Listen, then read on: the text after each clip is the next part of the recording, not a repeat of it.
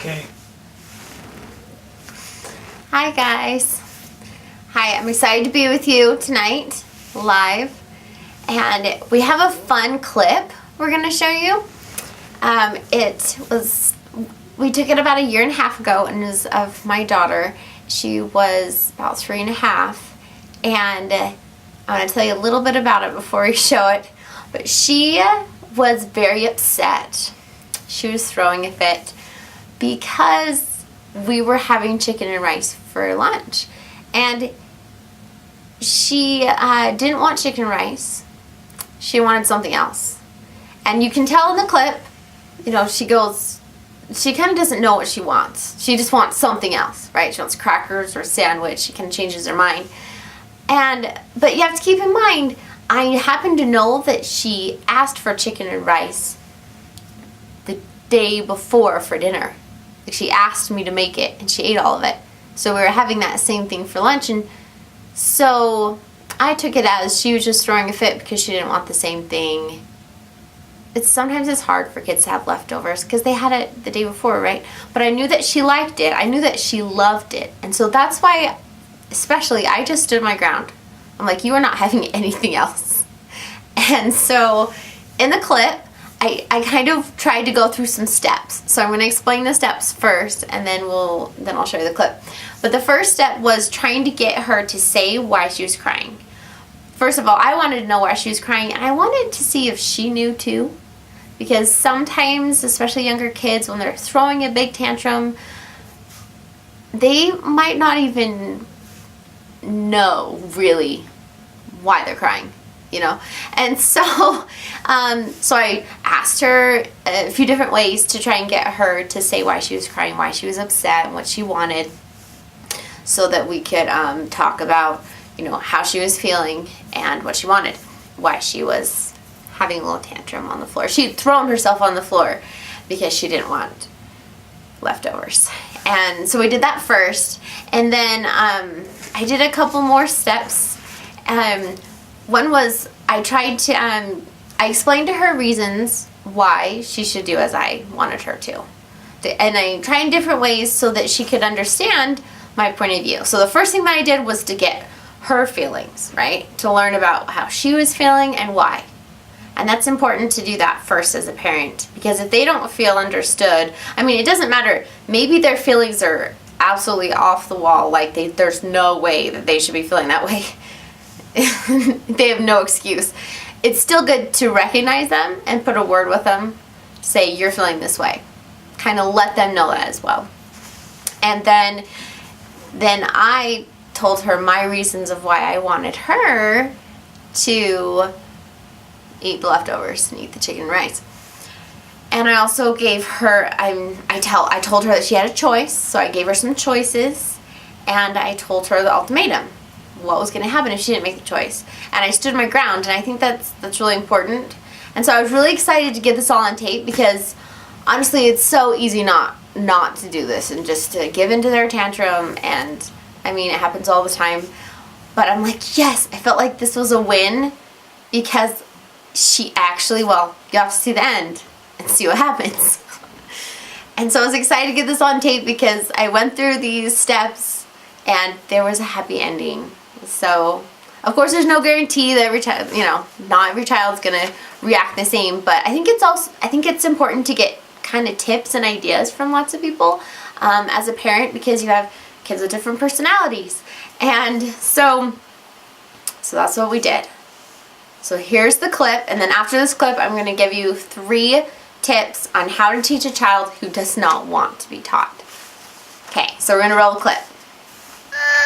So tell me why you're crying, Marie. I don't want to. What do you want? I want crackers. You want crackers? So I said that you could have lunch. Do you want lunch? But I want crackers too.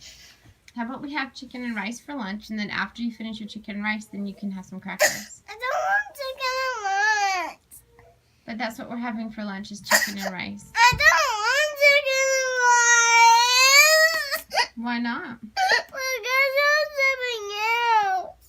we had for dinner last night for your birthday. That's what you asked for your birthday dinner. So you like it. Tomorrow. Tomorrow. Marie, what do you think the right decision would be right now?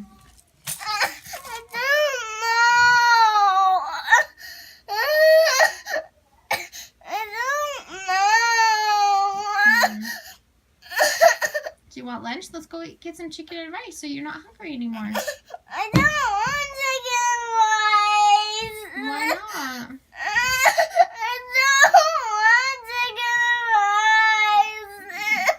That's what we're having for lunch. That's what everyone's I having don't for lunch. want chicken rice. Okay, then you're not getting any food for lunch. Well, I want salad.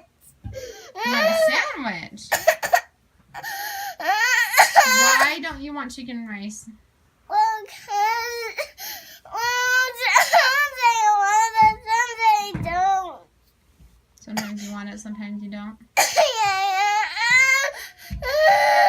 Did you like the chicken that we had last night for your birthday dinner? But I just don't want it. I just don't want it right now. Marie, I'm not going to make you a different lunch than everyone else just because you're crying.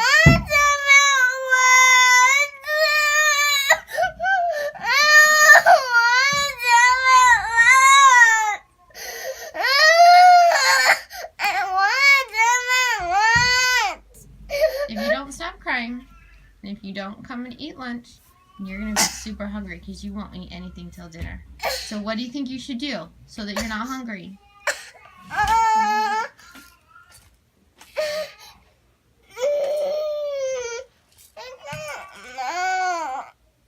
Okay, well, do you want to think about it for a little while? No, you tell me. Want me to tell you? I know what you should do, but I want you to figure it out. I don't want to figure it out. Okay, do you want me to just tell you? Okay, if you come and eat a little chicken and rice, then you can have crackers and chocolate milk after you're done. Okay, good job. That'll be good, and then you won't be hungry anymore, and we can be happy. How old are you? I don't know. You're 4. You turned 4 yesterday. But no. You got a bruise somehow on your head, and we don't know how. Were you playing with your brothers? Yeah, but I'm just hungry. Okay. Let's go have some yummy chicken rice. Okay. So Marie, how's it going? You good? You eating your lunch? Is it so yummy? Yeah.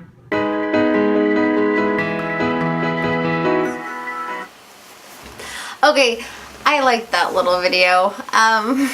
She's 5.5 now, and she doesn't do that anymore, thank goodness.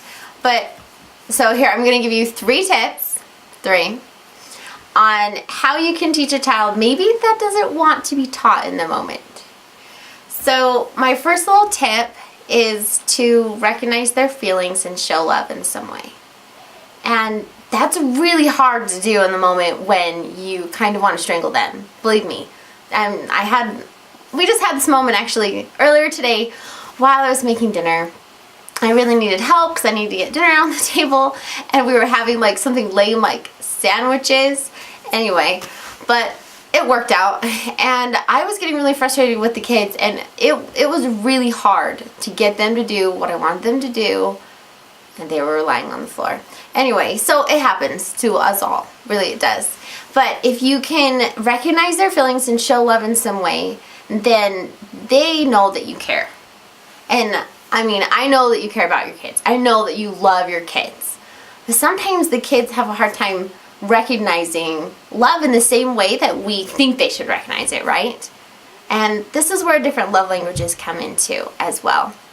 So my little boy loves to be listened to. He likes to be and just sit down and spend time with him. And so a lot of times with disciplining him and trying to teach him something, all I have to do is just sit down and kind of have a long talk, because that's how he feels loved.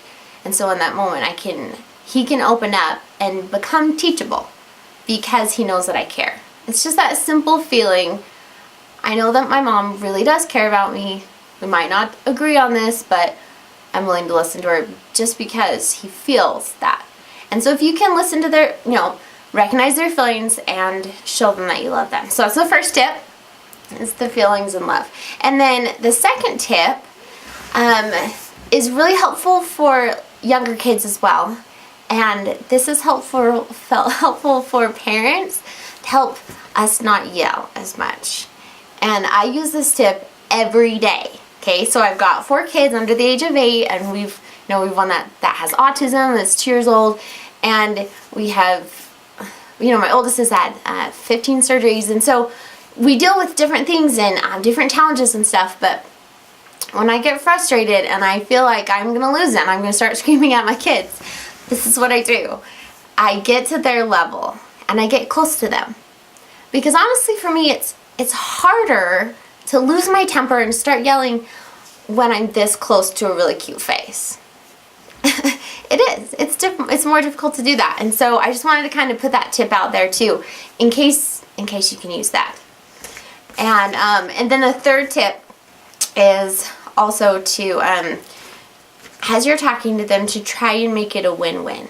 So in the little video that I showed, I knew that she was kind of starting to get a little better. Her tantrum was kind of done. She was listening. She wasn't crying anymore. So I thought, okay, here's my chance to put that win-win in there to see if I can get her to make the right decision, which is, of course, obey me. And so the win-win was, okay, if you eat your chicken and rice, then we'll have chocolate milk after. And so that way I can help her still make the right decision, and I'm not losing my ground. I'm still standing up to what I said was going to happen.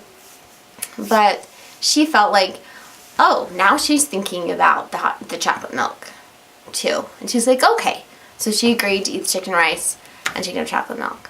So hopefully that helps. So there's your three little tips to help teach a child that might not want to be taught in the moment. So this week we're going live every day at 9 p.m. Mountain Standard Time, and we're talking about teaching. So we talked about spontaneous teaching, we talked about different types of teaching, different personalities, and now we're talking about tips on teaching kids that might not want to be taught. And so if you haven't already, you can go to investinyourchild.com and just put your name and email in, and you can get free little videos. They come weekly in your email, just once a week, and we make them to the point. You get a kid perspective, which is kind of usually pretty funny because they involve our kids and what they think, and a dad perspective and a mom perspective on a certain teaching. So make sure to join us tomorrow as well at 9, and we'll talk about another way you can teach your kids. Thanks for joining me. See you later.